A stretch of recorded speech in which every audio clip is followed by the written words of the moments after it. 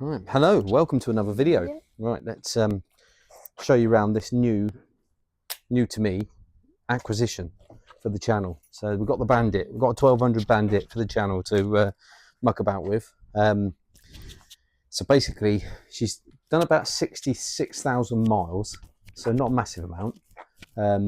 But I really love these because of the engine, basically. And what a thing, eh? What a thing, Jago. It's incredible. So basically, this those of you who might not know, it's got this oil-cooled engine, and Suzuki produced it in so many different models, and that's what I love about it. And like how manufacturers produce engines, and they just basically they know that they're that good that they put them in loads of different things. So yeah, what we're going to do, this it's got a bit of a misfire, so it needs the carbs taken off, cleaning out. One of the oil cooler pipes is a bit split, so I'm going to change that. And then what else are we going to do? I'm going to check the spark plugs as well, and needs a new battery, so I have to get another one on order. So yeah, so join me and we'll take it apart and get these bits, or at least get the carbs off and clean them up and put them back on, eh, Jago? Aye. So yeah, here's Jago. Say hello. Hello. Right, let's have a look, see if we can get you situated on top of the van so that you can have a bit of a bird's eye view, as they say.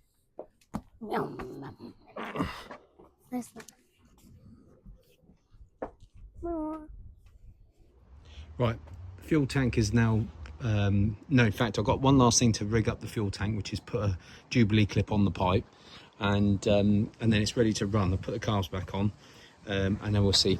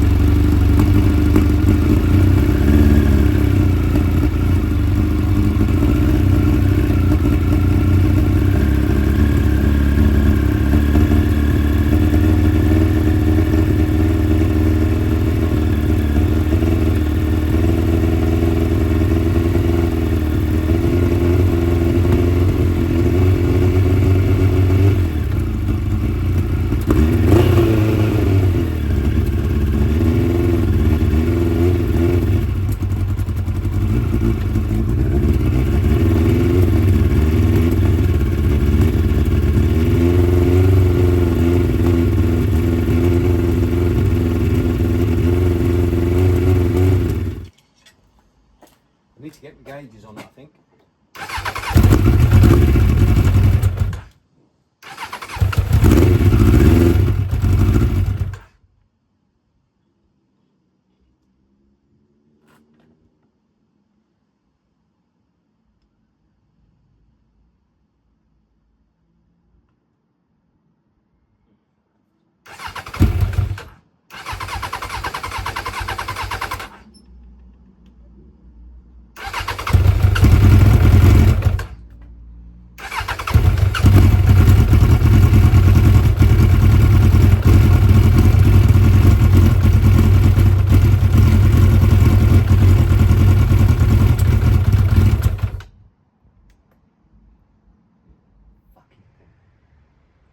So it looks like we're pissing petrol out.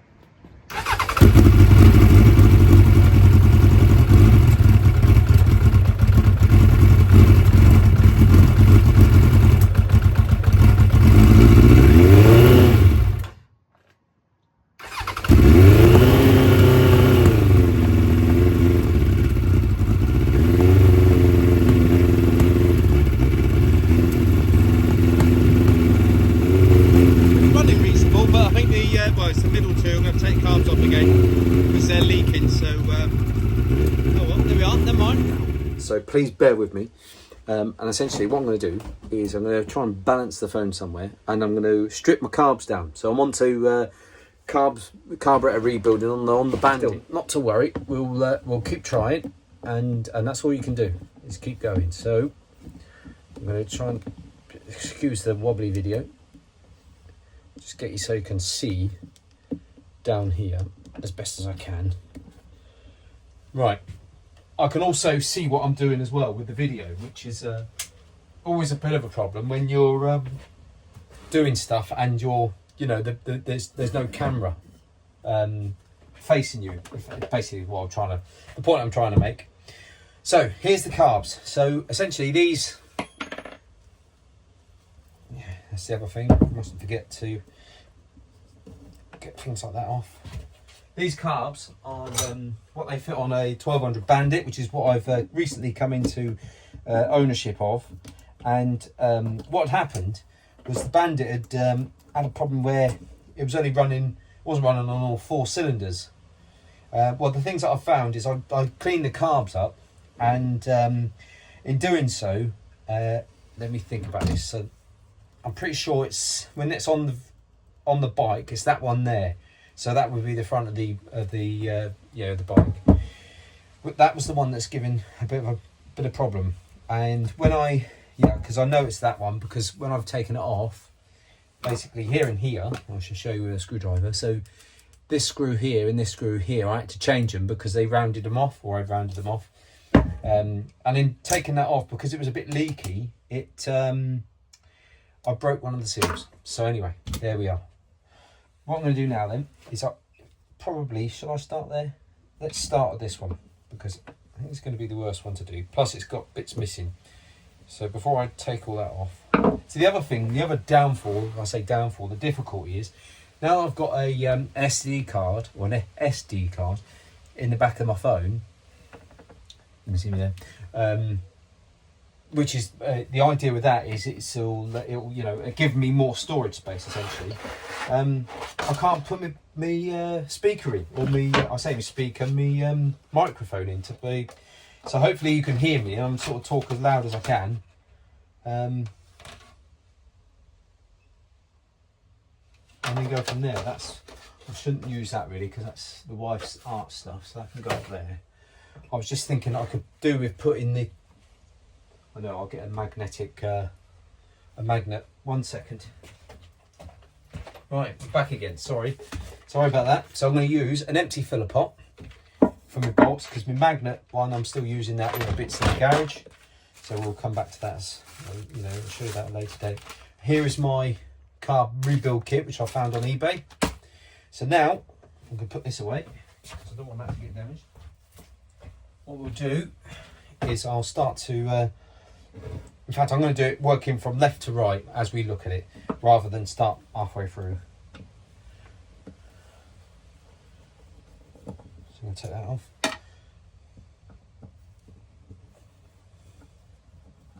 So I've got some different screws in there, which is what I've used for that. You can actually get a rebuild, or like a replace screw kit, if that makes sense. But this little Halford set has got quite a few of these little ones, little tiny little screws, which I'll end up using, I should imagine, where need be, I think. But that's the old Halford's HBB 139 set, which is quite useful to have. I've also got, put that to one side, my snap-on grip like multi-tool set. So it's got all those of you that know snap-on tools probably have a set like this, where it's got little screwdrivers, little picks, all that sort of stuff. So quite a really handy little set, really, to be fair. So as it happens, like I mentioned, I have had these carbs apart before, so a lot of the screws should undo pretty easily. But like I mentioned, there was two that didn't want to come undone. I have to go get a socket set. Back ammo. Still recording, yeah.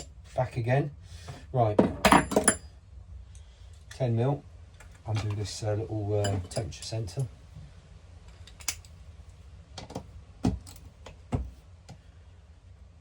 I think I might just take that all the way out, just to be certain.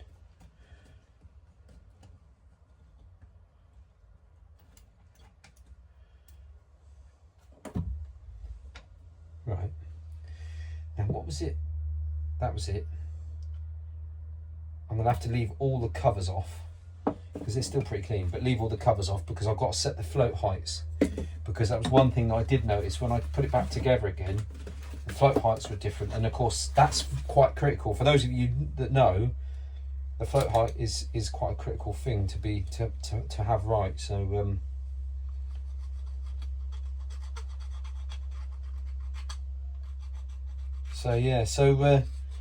one of the questions I was going to ask you, the viewers, and if you could comment or or whatever, comment, send me a mail, email, which was basically, is there,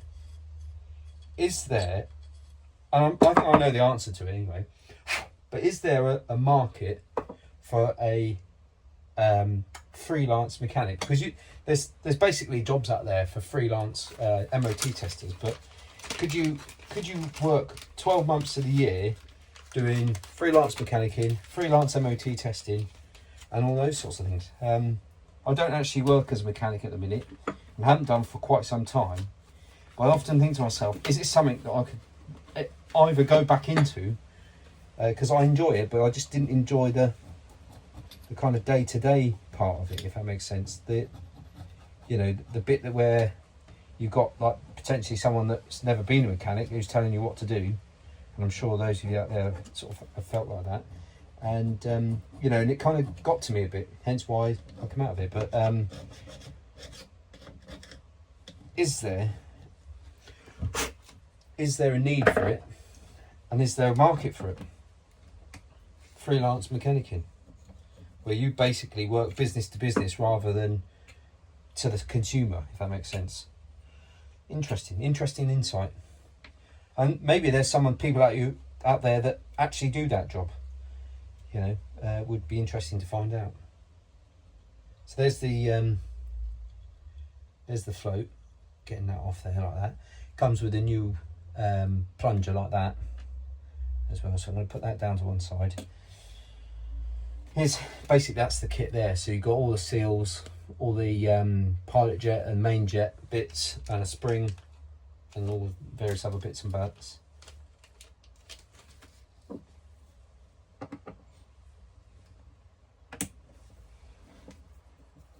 So I've been after another oil boiler for a long time, because I had a GSXR 1100, and that was before I did any of the YouTube videoing and things like that.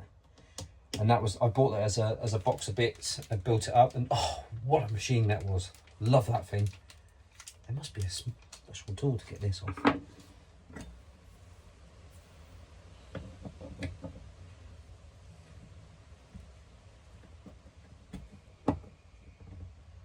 No, that's looking not particularly easy to do.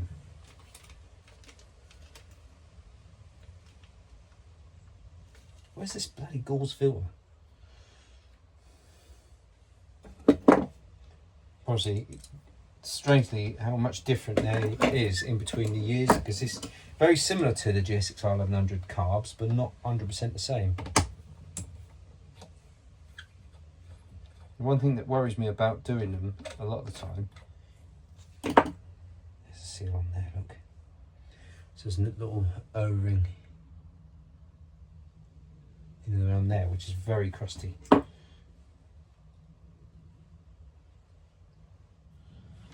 But carbs are always a problem after they've been, sat for a while, and especially these, because they've got like a plastic cap on them.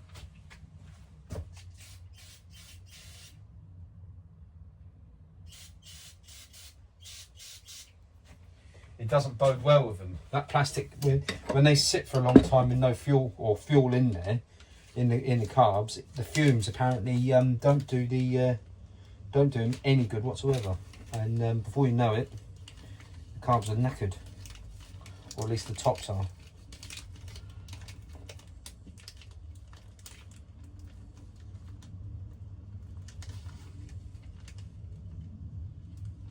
So there's the O-ring for that.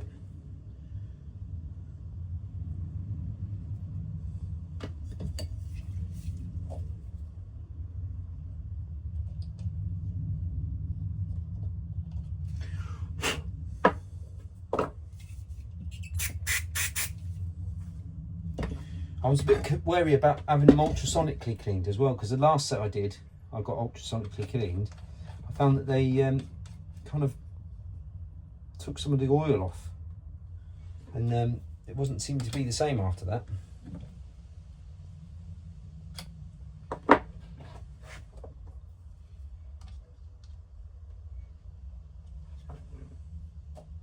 are you supposed to get out of then?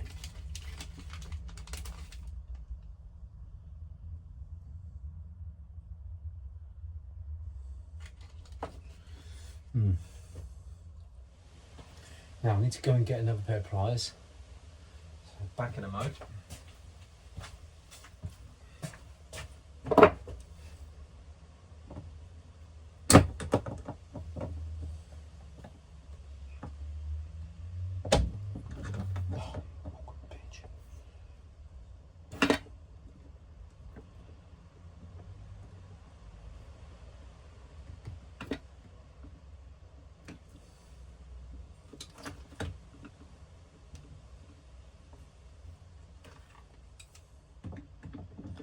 As you see, obviously I started with the videoing, and I've been away a couple of times to get tools that I've forgotten or didn't really realise I needed.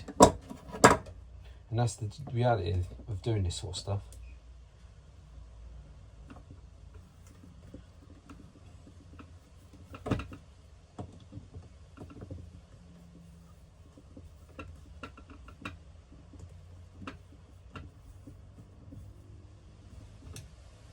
Oh my goodness, look at the state of it.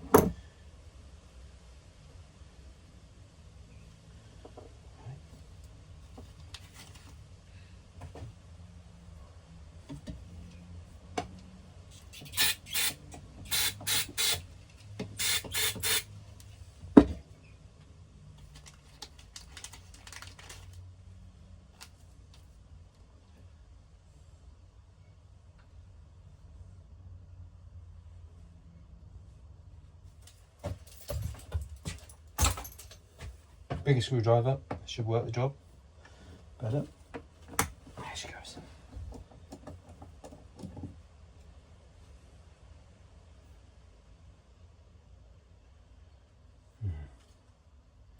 Interesting.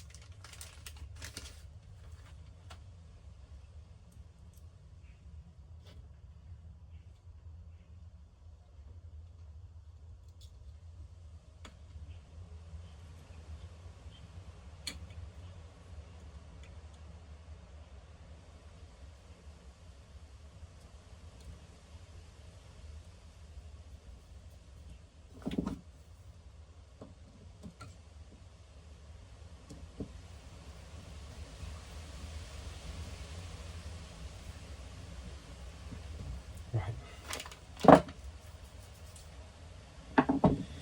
Now, what I think I'm going to do is turn it on its back like that. Just do all the top, get that nipped, and then go from there.